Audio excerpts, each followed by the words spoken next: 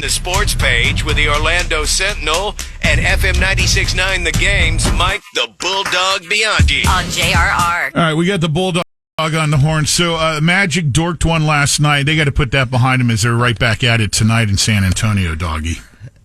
Yeah, it's not often a team loses when the opponent scores 96 points or less. But the Magic are the worst scoring offensive team in the league. They've scored 90 points or less 9 times this year. I think that leads the league, by the way.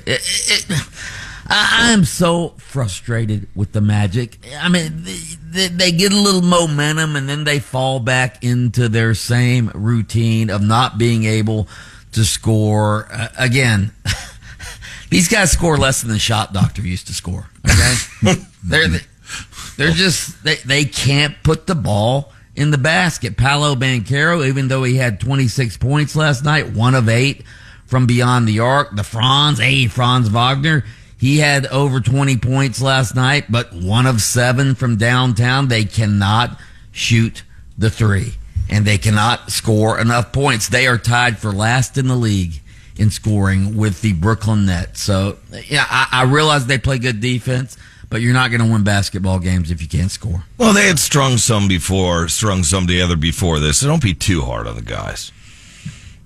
Hey, you score 87 points. That's just not getting it done. Kind of like a high school game. Yeah. So, by the way, speaking of basketball, I know you guys being big UCF fans and UCF alumnus and all, you're ready for the first ever college basketball crown tournament. UCF tips off that tonight. You guys ready for it? I didn't even know that was a thing. Mm-hmm. What? He talked about it. You guys are big UCF fans. You don't know that UCF's tipping off against Oregon State tonight? I'm sorry, today, 5:30 p.m. in the CBC, it's called. It's the first ever CBC tournament. It's in Vegas. It's essentially a Fox Sports created event, so Fox Sports can have some programming. How many teams are in this? This is a 16-team single elimination tournament. Started last night in Vegas, and the Knights have their opening game tonight. It's sort of like, I think it's sort of like the UFL. It's, you know, Fox created the UFL so they could have content. They've also created this basketball tournament because they don't have the NCAA basketball tournament. So it's essentially for it's essentially for bettors, I think, to bet on basketball while they're waiting on the Final Four this weekend. Now, Pat didn't know about it, but I boarded the team jet right after the show today. Oh, okay. We'll have a nice trip out to Vegas. The women's Final Four is set, Bulldog, after last night's games. Yeah, Paige Becker of UConn, 31 points. She leads UConn to a 78-64 win over USC. Now, USC was the number 1 seed, but they lost their star player, Juju Watkins, to an ACL injury earlier in the tournament. So UConn, the powerhouse, historical powerhouse in college basketball, they're going to the Final Four for the 16th time in the last 17 years. Yeah, that's strong. UConn in the Final Four. They will take on UCLA on Friday in one of the semifinals, and then the other semifinal will be an all-SEC semifinal. Texas, which beat TCU last night, they're going to play South Carolina. And those games are in Tampa. Tampa, if you want to go over there, doggy. That's right. Yeah. I'm actually going to San Antonio for the Final Four this weekend. So. Are you? Yeah. Nice. By the way, you mentioned yesterday you were talking about the Yankees and all the home runs they hit. These torpedo bats they're using. Have you guys been reading about these? Yeah. Yes. Yeah. I mean, these torpedo bats are amazing. I guess some MIT physicist came up with this bat idea where the bats look like bowling pins, and they've moved the main mass of the wood like 8 inches below the actual tip of the bat. So they're generating a lot more power because that's where the balls mainly hit.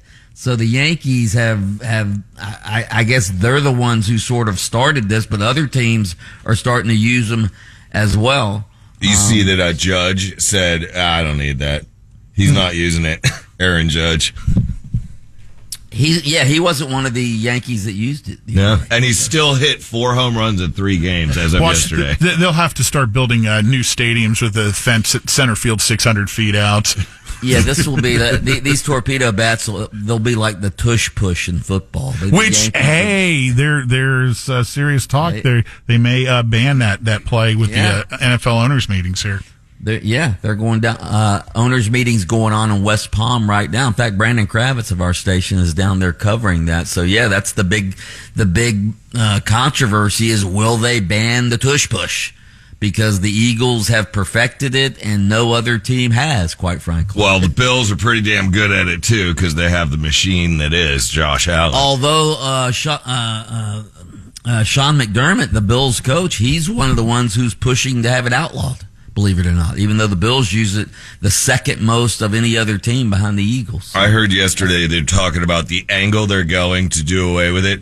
The angle that they're taking is that they're worried about injuries. Oh, Jesus Christ. It's football. Let them do a tush push. If you have the equipment and the guys to do that. Injuries. No, they're worried about the Eagles winning the Super Bowl. Yeah.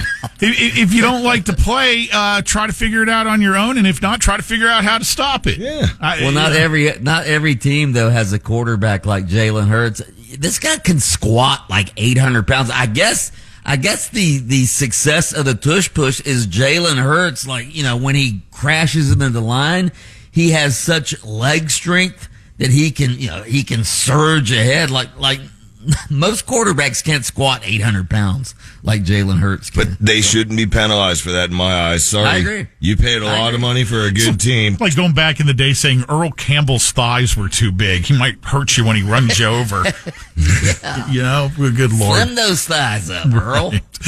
All right. Lightning back on the ice tonight at the Islanders. Bulldog Mike Bianchi, host of Open Mic mornings. Jason does on AM 740 and FM 96.9 The Game. And he takes time out of his show to fill us in on the sports page here on JRR each morning.